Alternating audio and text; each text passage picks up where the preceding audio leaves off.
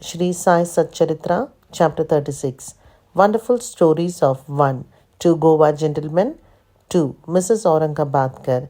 This chapter relates the wonderful stories of two gentlemen from Goa and Mrs. Aurangabadkar of Solapur. Two gentlemen.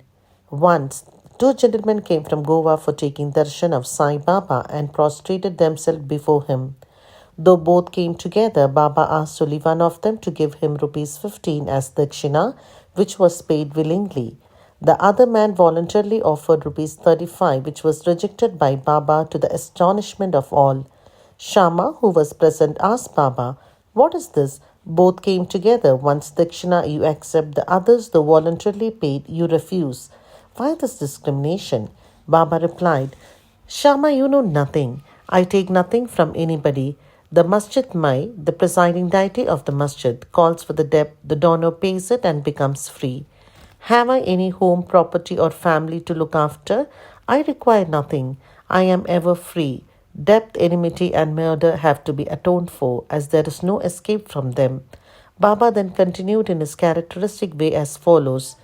At first he was poor and took a vow to his God that he would pay his first month's salary if he got a job. He got 1 rupees 15 per month. Then he steadily got promotions. From rupees 15 he got rupees 30, 60, 100, 200 and ultimately rupees 700 per month.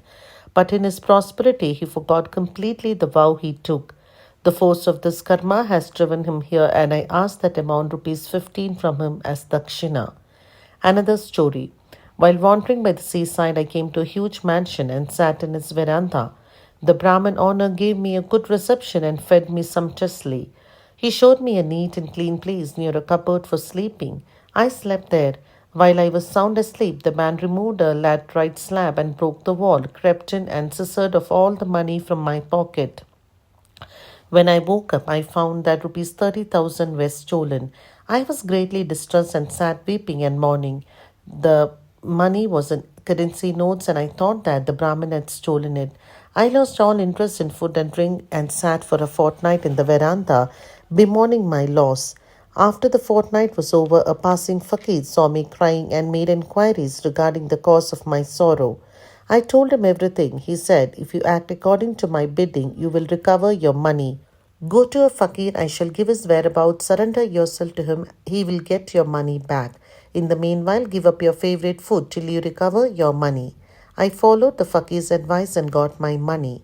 Then I went to the seashore where a steamer was standing, but I could not get into it as it was overcrowded. There a good-natured peon interceded for me and I got in luckily.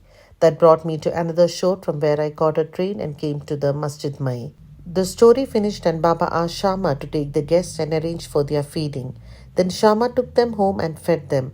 At dinner, Shama said to the guests that Baba's story was rather mysterious as he had never gone to the seaside, never had any money, rupees 30,000, never travelled, never lost any money and never recovered it, and inquired from them whether they understood it and caught its significance. The guests were deeply moved and were shedding tears. In a choked voice, they said that Baba was omniscient, infinity, the Supreme One, Parabrahma, without a second. The story he gave out is exactly our story. What he spoke has already taken place in our case. How he knew this is a wonder of wonders. We shall give all the details after the meals. Then after the meals, while they were chewing betel leaves, the guests began to tell their stories. One of them said, "A hill station on the Ghats is my native place. I went to Goa to earn my living by securing a job. I took a vow to God Datta that if I got a job, I would offer him my first month's salary. By his grace, I got a job of rupees 15 and then I got promotions as described by Baba. I did forget all about my vow. Baba has just reminded me of it in his way and recovered rupees 15 from me. It is not dakshina as one may think it to be, but a repayment of an old debt and fulfillment of long forgotten vow." Moral.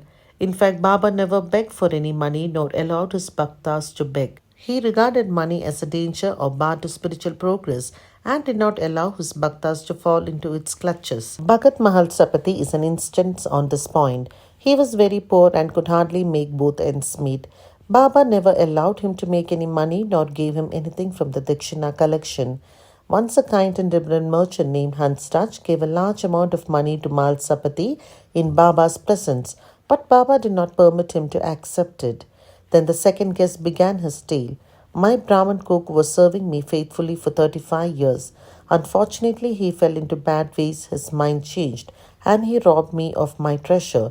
By removing a laterite slab from my wall where my cupboard is fixed, he came in while we were all deep asleep and carried away all my accumulated wealth, rupees 30,000 in currency notes. I know not how Baba mentioned the exact amount. I sat crying day and night. My enquiries came to nothing. I spent a fortnight in a great anxiety. As I sat on the veranda, sad and dejected, a passing fakir saw my condition and inquired of its cause, and I told him all about it. He told me that an Avalya saint by name Sai lives in Shirdi, Kopargaon Taluka. Make vow to him and give up any food that you like best, and say to him mentally that I have given up eating that food till I take your darshan. Then I took the vow and gave up eating rice and said, Baba, I will eat it after recovering my property and after taking your darshan. 15 days passed after this. The Brahmin of his own accord came to me, returned my money, and apologized, saying, I went mad and acted thus. I now place my head on your feet. Please forgive me. Thus everything ended well. The fakir that met me and helped me was not seen again. An intense desire to see Sai Baba, whom the fakir pointed out to me, arose in my mind. I thought that the fakir who came all the way to my house was no other than Sai Baba. Would he, who saw me and helped me to get my lost money, ever covet rupees 35? On the contrary, without expecting anything from us, he always leads us on the path of spiritual progress. I was overjoyed when I recovered my stolen property, and being ignorant, I forgot all about my vow. Then, when I was at Kolaba one night, I saw Sai Baba in my dream. This reminded me of my promised visit to Shirdi. I went to Goa and from there wanted to start for Shirdi by taking a steamer to Mumbai en route. But when I came to the harbour, I found that the steamer was crowded and there was no place. The captain did not allow me, but on the intersection of a peon who was a stranger to me, I was allowed to get into the steamer which brought me to Mumbai. From there, I came by train. Surely I think that Baba is all pervading and all knowing. What are we? Where is our home? How fortunate we are that Baba got our money back and drew us here to himself. Siddhi folks must be infinitely superior and more fortunate than we, for Baba has played, laughed, talked, and lived with you for so many years. I think that your store of good merit must be infinity. Sai is our Datta, Lord Dattatreya. He gave me a seat in the steamer and brought me here, and thus gave proof of his omniscience and omnipotence. Mrs. Aurangabadkar. A lady from Solapur, the wife of Shakaram Aurangabadkar, had no issue during the long period of 27 years. She had made a number of vows to gods and goddesses for an issue but was not successful. She then became almost hopeless. To make a last attempt in this matter, she came to Shirdi with her stepson Vishwanath and stayed there for 2 months serving Baba. Whenever she went to the masjid, she found Baba surrounded by devotees. She wanted to see Baba alone, fall at his feet and open her heart and pray for an issue, but she did not get any suitable opportunity. Ultimately, she requested Shama to intercede with Baba for her when he was alone. Shama said to her that Baba's darbar was open, still he would try for her and that the Lord might bless her. He asked her to sit ready with the coconut and joss-sticks in the open courtyard at the time of Baba's meals, and then when he beckoned to her, she should come up. One day after dinner, when Shama was wiping Baba's wet hands with a towel, the latter pinched Shama's cheek. Shama, feigning anger, said, Deva, is it proper for you to pinch me like this? We don't want such a mischievous God who pinches us thus.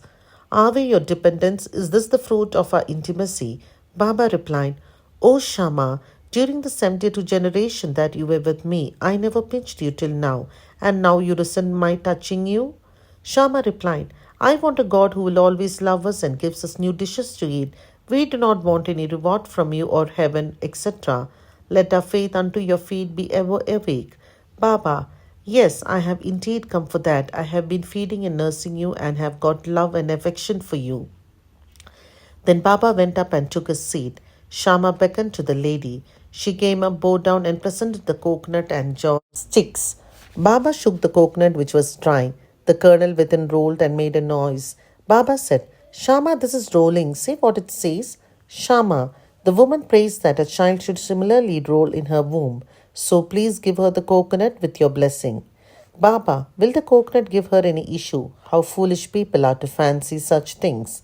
Shama, I know the power of your words and blessing. Your word will give her a series of children.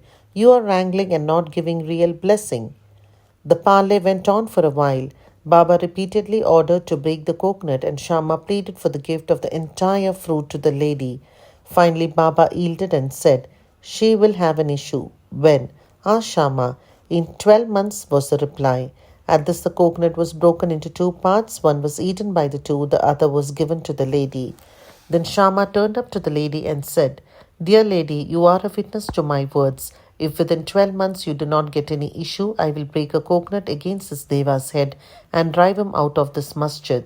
If I fail in this, I will not call myself Madhav. You will soon realize what I say." She delivered a son in a year's time, and the son was brought to Baba in his 5th month. The couple, both husband and wife, prostrated themselves before Baba, and the grateful father, Mr. Aurangabadkar, paid a sum of rupees 500, which was spent in constructing a shed for Baba's horse, Sham Karna. Bow to Shri Sai, peace be to all.